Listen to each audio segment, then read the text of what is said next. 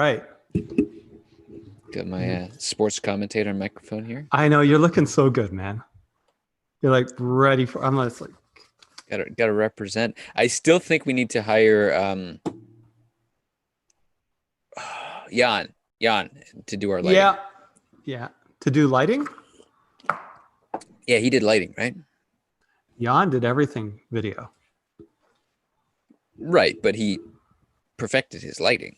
He did perfect his lighting. It was very. I think it was both a combination of his camera set up. He's got the blur in the background because he's got a camera with, I think it's called aperture. And then, of course, how are we doing for time? Holy cow, 1 minute. So yes, I agree with you. Here today. Okay. So I actually have something for you.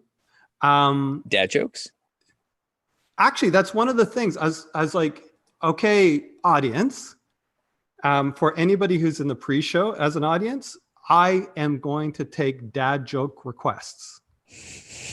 It can be in the form of a single word. It does not have to be, but it can also be, hey, can you make a dad joke around this thing? Like this, whatever scenario that you have. But I will do this as I think this is going to be my side profession. It's like my side hustle.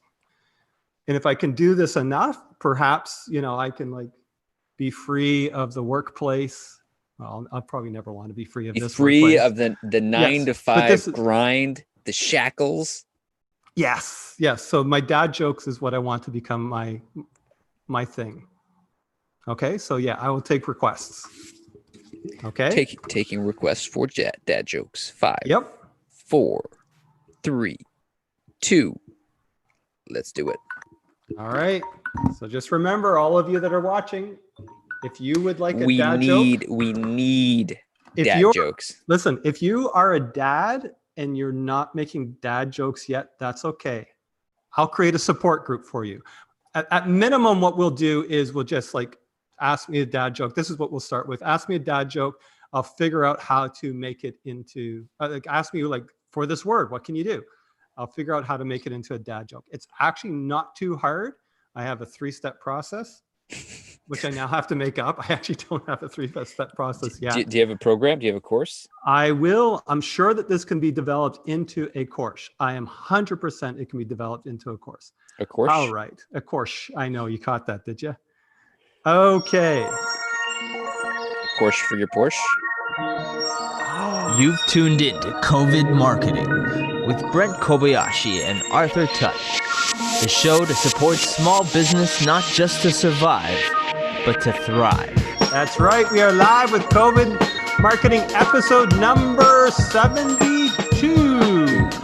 Yes, the show that helps businesses, small businesses, to not just survive, but to thrive. Weekdaily at 11:11 Eastern Standard Time. If you have questions on marketing and business or, well, whatever, you let us know in the comments, wherever you find folk are seeing this. I am Brent Kobayashi, president of Kobayashi Zeitguys, a marketing agency here in Toronto, Canada. With me is Mr. Arthur Tutt, a marketing specialist at the KZ. Remember, share, like, subscribe, do the dance, the magical jig that allows everyone and you to remember to tune in because we got some good stuff. Arthur, what good stuff do we have today? Oh, we're going to be talking about some local business SEO, some Google My Business. Okay, so one of my guilty pleasures. Yeah, this is something you super love. This is also something that a ridiculous amount of inbound requests come to us about, hey, I want SEO. I'm ready to spend on SEO. And the truth of the matter is usually we're doing expectation setting on what this means. So I'm really glad that we're digging into this because it is something that for small businesses, in many instances, this is a practice for you to do yourself with perhaps a little bit of guidance on where to prioritize things. So I'm really glad that we're continuing to dig into this. If you missed it, I can't remember which episode actually, last Monday, we got into the NAP, the name, address, phone number, and how important it is for all about setting up citations. Yes, all the citations. Go check it out. It's an important one. It's sort of the initial basic stuff that you start digging into as far as local SEO right after you get your Google My Business page. So today, What are we going into? So today we're going to be diving a little bit deeper, and we're going to be talking about how to continue to get kind of exposure for your Google My Business profile. And so the first point, we're going to be going through three main points here. But the first part is about submitting articles to various sites written around your location. Now, I'd say yes, Google My Business profile, but it's not specifically that. It is your business. It's just that Google My Business profile is usually what Google serves up around your location. This also works for Bing and other search engines. So the answer is yeah, it is Google My Business. In my mind, at least this is the way I think about it. I know you think about it as GMB a lot because that's where a lot of the optimization It's comes where the in. action happens. But this also does support having your website regular rank. Like Google My Business profile usually shows on the right and in the maps when it shows up, but it also supports having your website rank for these terms or whatever it is people are searching for in the regular organic normal listings there. So it's a little bit of a combination of things. All right, let's get into it. So what we're talking about here is basically getting your business, your local business, listed on a number of different places around the web. Because I mean, one thing when you're creating a website, you of course want people to come and visit your website, but there's other ways for people to find out about you, such as sometimes people will do like a local roundup, right? So people have, the top five latest restaurants in this area. And so if you were a restaurant, you would want to be listed on that location, right? Because that's another way for people to find out about you from an authoritative source. Gotcha. So what we're doing here is we're saying in your area, there are websites that are specifically geographic location websites, or at least they have a lot of geographic location specific content on them. Which is that, the top 5 restaurants on Danforth Village, the top 5 restaurants in Roncesvalles, that type of thing, are the top 5 plumbers, fitness people, all those location specific services that people want. Yeah. And this is the target we're talking about right now.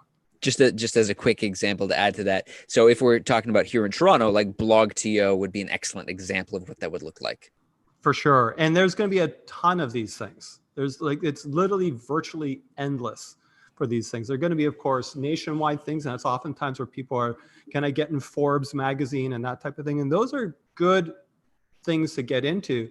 But we're talking right now about small businesses that are either location specific businesses or have a location specific target. Right. So we're not a location specific business per se, but we're heavily Toronto centered because that's where we are. We get a lot of local businesses. So we could have a location specific target because it really supports our I almost think of location as being a niche that you can be going after.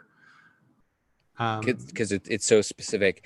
I was going to say to jump a little bit into the strategy here, I'm just going to share my screen to give an example of what we're talking about. Okay, go for it.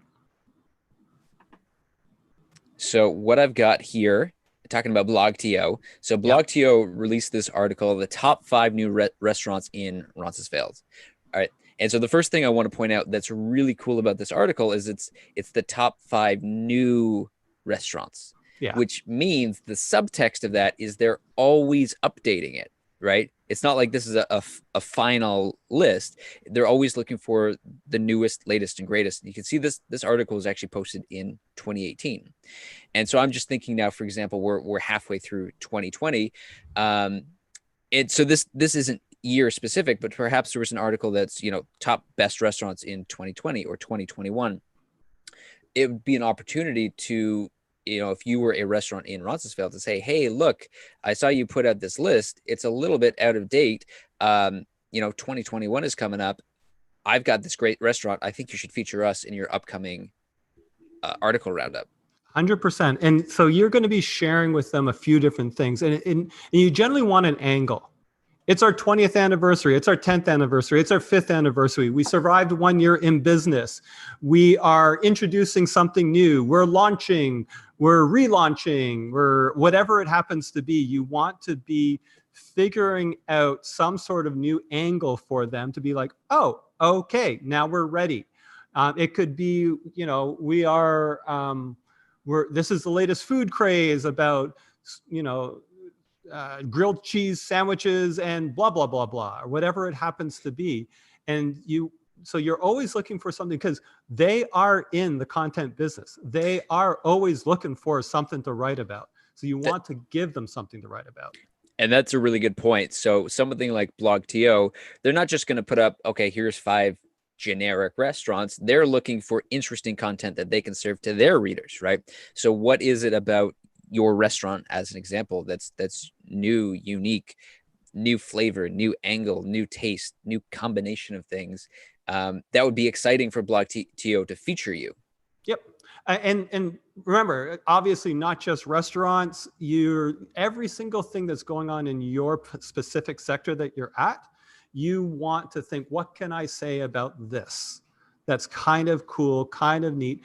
And you might even want to pitch, hey, here are the top 5 secondary language schools, or here are the top, like you can actually include your competitors in this. The idea is to start working to get this link back from this sort of authoritative source that talks about your neighborhood back to your website. So that Google is like saying, oh, you're an authoritative, and it doesn't necessarily have to be BlogTO or Toronto.com for those in the Toronto area. Look to your local newspaper publications. They're the ones that are going to be doing the online content, the magazines, the even local blogs about whatever it is that might relate to your area, and get creative about it. So, you know, if you're teaching guitar lessons and you have a guitar studio or something like that, and you could have something about, you know, I don't know, bird watching and guitars, and you could submit it to let's do a collaboration with the local bird watching community type of thing, and put a little bit of music behind some YouTube videos about that, and have it linked to your page and say, these are some of the, you know, something like you want to pull 2 different ideas together and find that local blog post or the local blog that speaks very specifically to your local area. Merge those worlds together. Yeah. Now, in terms of the newspapers, right? So the local newspapers or the local media outlets, probably to some degree, you're going to want to advertise with the publication. It will often allow them to be more receptive to writing an article from you. I see this all the time. It shows that you're serious. It shows that you got skin in the game. It shows that you're serious, you have skin in the game, and quite frankly, they want to make their advertisers happy.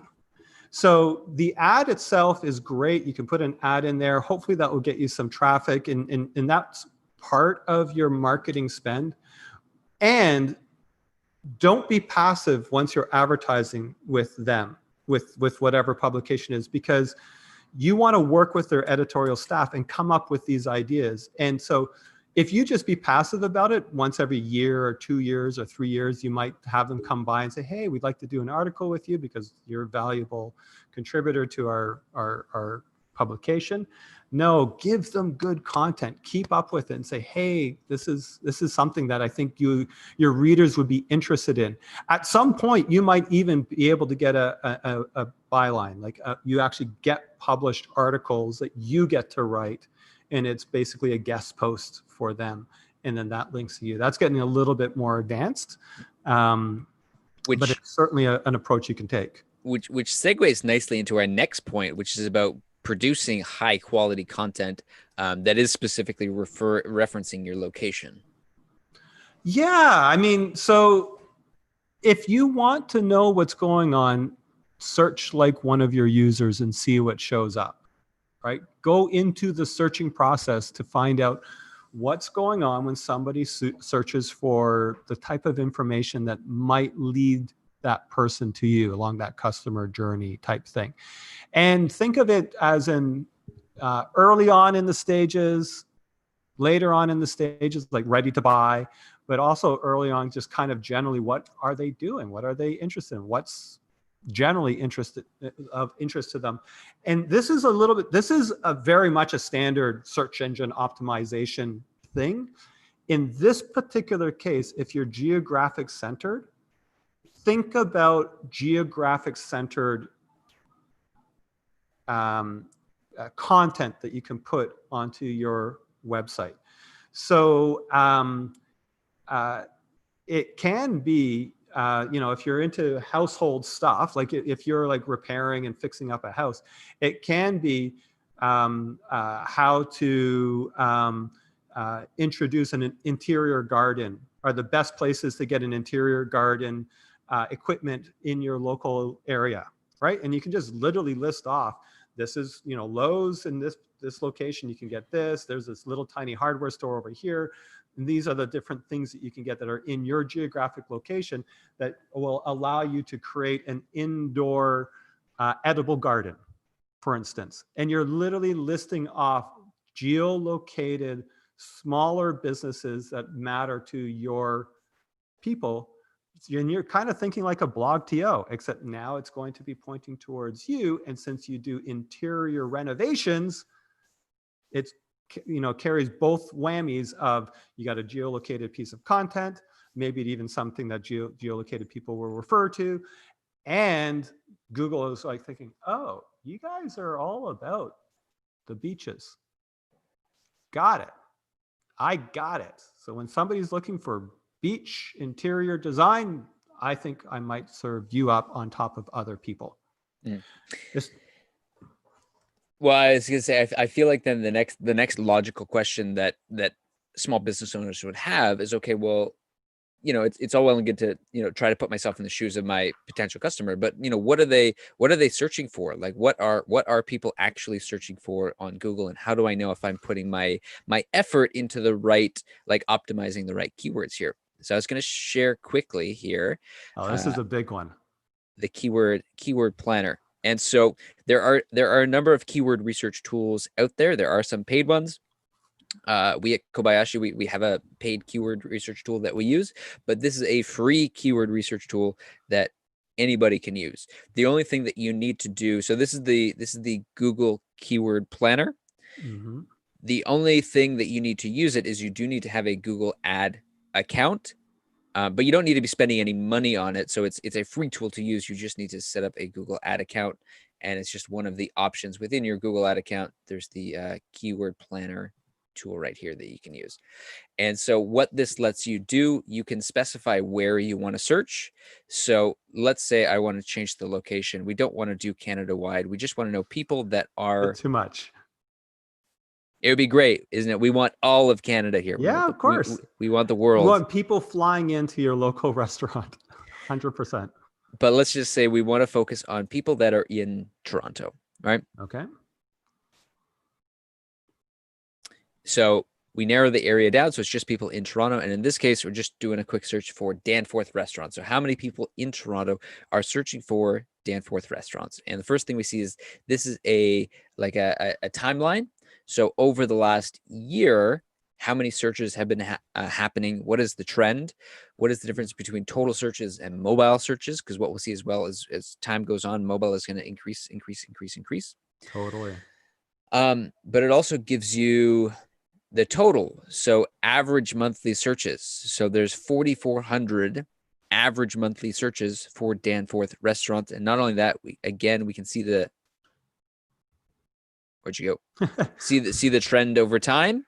Yeah. And so we can see the last few months, especially since March, again, not too surprisingly, since COVID, people aren't as searching for restaurants, although we'll probably see this trend increase as the summer goes on. Mm-hmm. But so we see, okay, total monthly searches every month. What is the trend over the last year?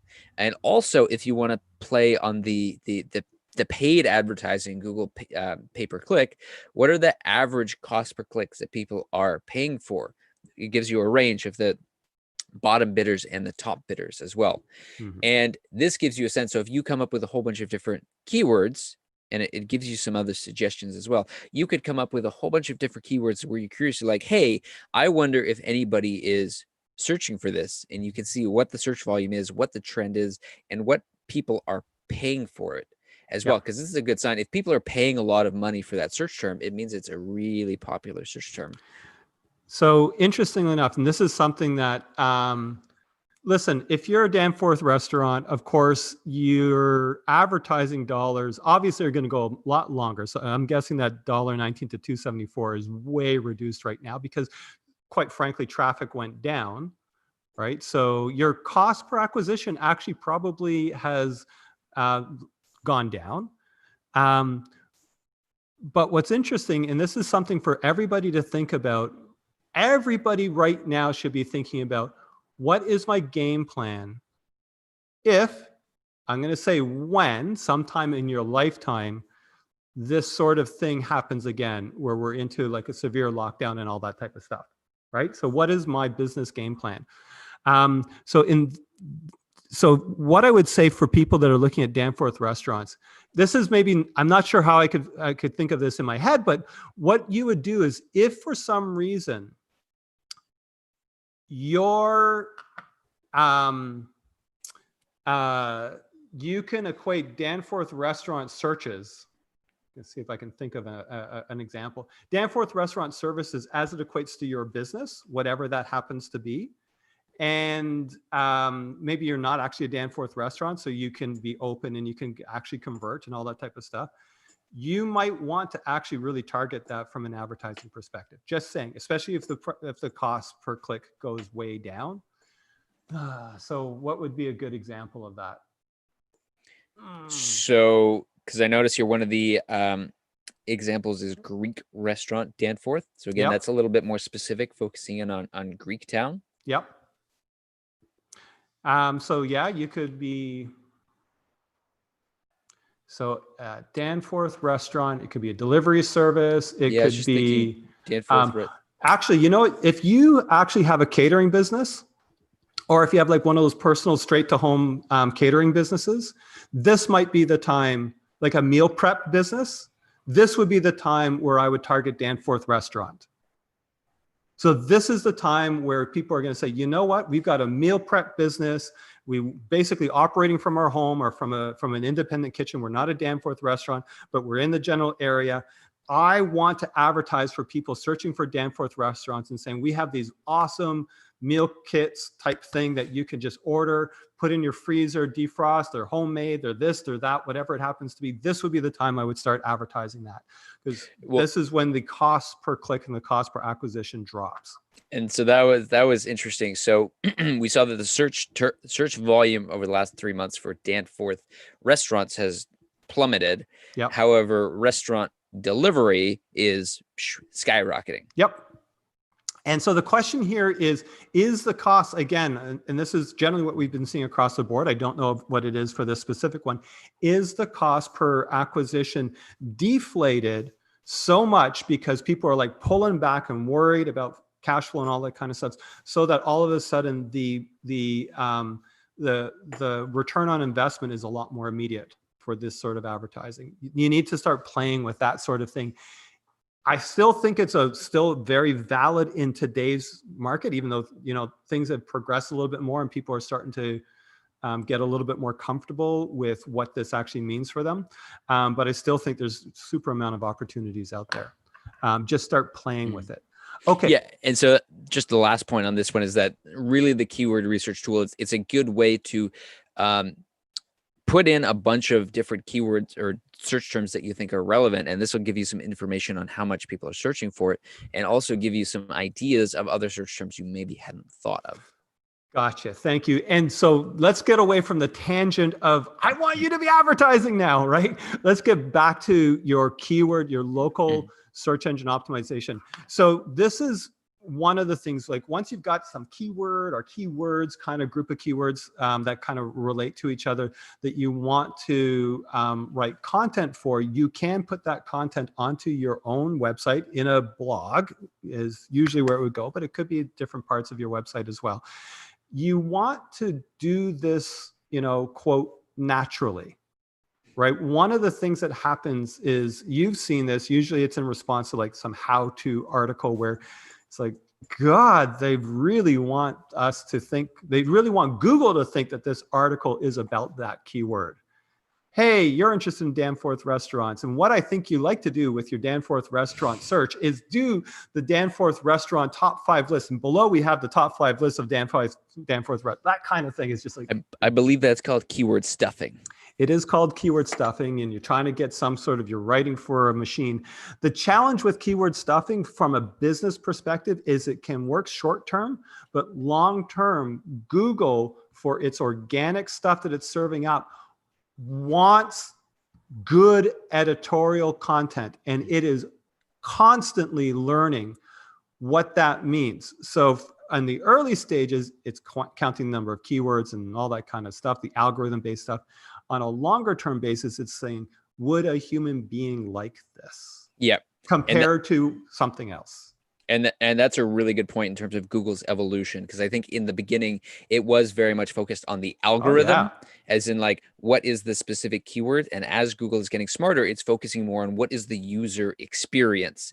And to get really good at search engine optimization, it's about balancing both of those. You still need to understand how to speak to the search engine and the algorithm so that it understands what it's about, but that the user experience is so good that Google's like, all right, I have to show this because all the other articles are just garbage compared to this. So yes, and what I will say is that the algorithm really ultimately is telling you what the language of the world is in response to your product. Essentially, there's slight mismatches, but there's always getting closer together. So look at the algorithm and start thinking, oh, somebody's using that word for my industry. I didn't really think about it. They're using it in this way for my industry. Let me start talking to the masses in a way that they're actually using it, because you might be kind of insular as far as all of that type of stuff goes. And so it's a window into the world of your customers. Think of it less as a window into the world of Google, because once you start just writing for Google, your stuff is not going to last long, because somebody else is going to write better for a customer. And then Google is going to be like, oh, compared to these, which is very Google specific, algorithm-y and all that kind of stuff, keyword stuff, whatever it is, to this person actually has an article that people want. Yep. And a quick definition of, what Google looks for in terms of understanding what people want to read is Google's paying attention to how long do people stay on the page, right? So if somebody comes to your website and they immediately leave, Google's going to look at that and say, give it a sign to be like, people probably don't like this so much. But if people are coming, they're scrolling all the way down the page, they're spending 2, 3, 5 minutes reading your article, Google's going to see that and be like, wow, people like this. I mean, especially if the person gets to your page and then goes back and continues the search. They come back. Google really knows what's going on there. So I mean, for quoting a keyword naturally, like what we would do as a marketing agency based in the Danforth Village, especially if part of our game was to target the local area, we could mention our own location in our articles about how to leverage location. And that would ensure that location-specific search terms are getting into our content, either on our own page, or if we were writing an article that we're going into a local paper like the Beach Metro News that's kind of talks about our area or their location-specific publication. So, Brent, what you're saying is we're going to be putting out a blog article soon entitled Marketing Trends in the Danforth Village. Yes, or marketing opportunities. It's actually one of the things, search engine optimization opportunities that are coming out as far as all this COVID pandemic. There's a lot of different directory lists springing up that are specific to what's going on in a very geographic location. And therefore, those are what I would think of as backlink or link targets for your local business. The ultimate guide to marketing in the Danforth Village. Yeah, I love it. I love it. Okay, for us, it would probably be more Toronto, but we would also want the Danforth Village one as well, especially for local publications, Exactly. as narrowly targeted as possible. So the third point I'm just going to hit on. Oh, you got to be quick. I was just about to hit. Super quick. Okay, go is just for make it. sure you offer great mobile experience. Like we were saying earlier, mobile search volume is increasing steadily year after year after year after year. People are looking at you on their phone. Do you give them the best possible mobile experience? Is it fast? Is it responsive? Does it load well? Yeah, totally. If location specific is your thing, like everybody should be doing mobile. I mean, that ship has sailed a long time ago. But if location specific is your thing, flip up your phone, look at your website on mobile, and like that's what the majority of people want. Location specific, especially. Like you take it from like 10 out of 10, you need to have mobile. Once you're a location specific business, you need to be going to 11 because that's how it's important. It needs to be more mobile than desktop, 100% guaranteed if you're location specific. You're going to say it needs to be more mobile optimized than mobile. It needs to be an 11. Okay. You got it? You got it? Cranking it up, Spinal Tap. Look it up. Yeah. Yes. Look up your site on your phone. If it ain't mobile ready, you need to change. You need to put it in your budget to change that. Change it as quickly as possible. It's got to be more mobile than mobile. Please. Yes. All right. Ready to go? Let's roll. All right. Man, that was good.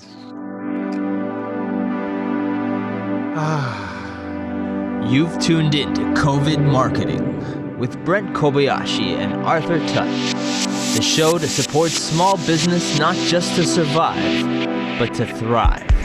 Thank you so much for joining us with episode number 72. We want you doing well. So take what we've got here, implement it, do your thing. If you have questions on all of this, just ask us in the comments, wherever you are seeing this. We will get it, we will answer it, and we'll dig into it either on a future show or one-on-one. We just really want you to be successful. So tomorrow is going to be a mystery meat smorgasbord day. We've got a bunch of questions that have been coming up in our Kill the Guru our Kill the Guru Facebook group. If you want in, we're going to add the link to the chat because this is where it's going down. This is where people are getting, it's a small group. You're getting a lot of one-on-one attention here just to make sure that we can move the needle along with you, not just surviving, thriving, man, thriving. Like literally the opportunities are here for you to thrive. Just, you can grab it, you can take it. A thing that's called a recession is not the time to say, oh my gosh, I got to pull back. You might have to pull back on cash flow related stuff 100%, but that does not mean you pull back on your growth oriented stuff. Like you can get into this. You can rejig yourself. You can, if you need to pull back by all means. Like if you got a location, you're like, okay, I guess I don't have a location anymore. That's okay. You can do that pivot. But you can not just survive and just hunker down. You can move yourself forward. And that's what we're getting into every single day. Tomorrow, we're going to get into some very specific Q&A because that's where we can get a little bit deeper and a little bit more helpful. Because I know that if one person's asking the question, there's like a million people out there that are actually asking the same question. All right, Arthur, you ready to cut? Let's make it happen. Let's make it happen. Thank you so much, everybody. See you tomorrow.